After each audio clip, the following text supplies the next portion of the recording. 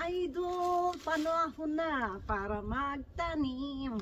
Ayan. Ito po. Ayan, ito po yung naipon kong seeds na natira kasi inuwi ko sa Pinas. Yung siguro more than half,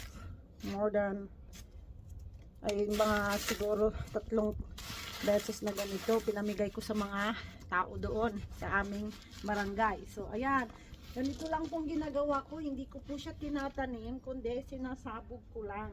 So iba lang yung pantanim, iba lang din ang sinasabog ko. So ito cantaloupe, watermelon,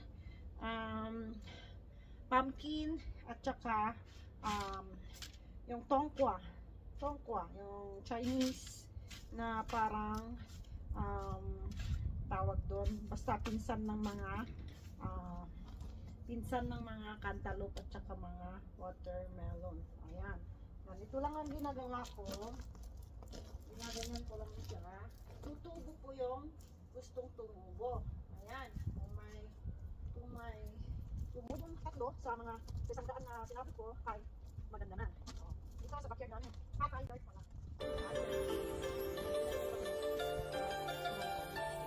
Ayan guys, wala.